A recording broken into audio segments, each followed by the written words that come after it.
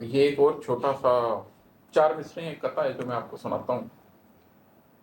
اس کے پیچھے ایک بیک گراؤنڈ ہے. وہ بیک گراؤنڈ یہ ہے کہ آپ سب لوگ جانتے ہیں ابھی تک کہ میں نے تو شاعری کرنی چھوڑ دی تھی، اور میں نے تو دنیا کو بھی کسی حد تک چھوڑ دیا تھا. میں بس اتنا کا بزنس کرتا تھا، اتنا کا کاروبار کرتا تھا جتنا میری معاشی ذمہ داریوں کے طور پر مجھ پہ ضروری تھا اپنے خاندان کے لیے. اور باقی سارا وقت میں نے اپنی ذات کو دینا شروع کر دیا تھا. اور میں نے یہ فیصلہ کیا تھا کہ اپنی ذات کو ایک رستے سے گزار کر اس کو صاف کرنا، اس کو پاک کرنا، اسے کسی جگہ تک لے کے جانا. لیکن پھر مجھے یہ بات سمجھ آئی کہ یہ مقصد تو نہیں ہو سکتا. آپ چھری اس لیے تیز کرتے ہیں کہ آپ نے جانور ذبح کرنا ہوتا.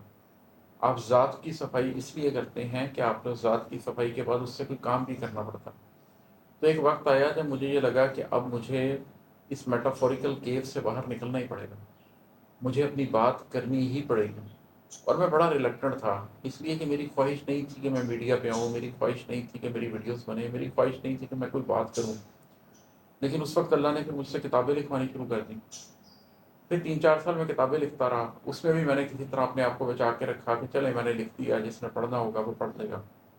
مگر بالآخر مجھے احساس ہوا کہ نہیں، اب اس معاشرے میں لوگ پڑھ بھی نہیں رہے، مجھے اس بات کو ڈیجیٹلائز بھی کروانا پڑے گا، لوگوں کے سامنے بتانا پڑے گا.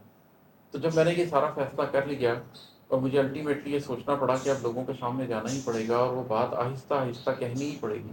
پہلے اپنی شاعری سنانی پڑے گی، پھر اس شاعری کی انٹرپریٹیشن کریں گے، پھر کسی اسٹیج پہ اپنی زندگی کی کہانی بتائیں گے، پھر سورۃ الکہف کا پورا واقعہ سنائیں گے، پھر اس کو میں کیسے سمجھا یہ بتاؤں گا، پھر سورۃ الکہف اور سورہ یوسف کو میں نے کیسے جیا یہ بتاؤں گا، پھر آخر الزمان میں چیزوں کے معاملے کو سمجھا کیسے جا سکتا ہے، معاملہ فہمی کیسے ہو سکتی ہے، اور معاملات کی تعویل کیسے ہو سکتی ہے، یہ سب بتاؤں گا. یہ سارا ایجنڈے میں شامل ہے جو بھی انشاءاللہ تعالیٰ دنیا کو بتانا ہے.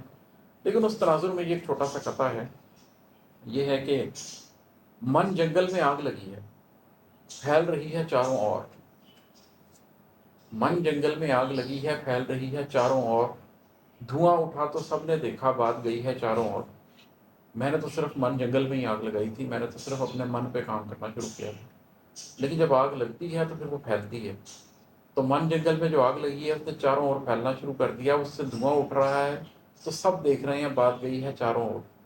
8 برس سے اپنے اندر سینت کے بیٹھا تھا کچھ رمز، راز کھلا ہے سب کے اوپر، ذات کھلی ہے چاروں اور. تو وہ من جنگل کی جو آگ ہے وہ پھیل رہی ہے، دھواں اٹھ رہا ہے، سب لوگ دیکھ رہے ہیں.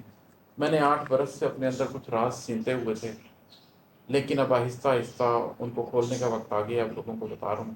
امید ہے کہ زیادہ سے زیادہ لوگ اس حق بات کو سمجھ سکیں گے اور اس پر عمل کر سکیں گے. بہت شکریہ.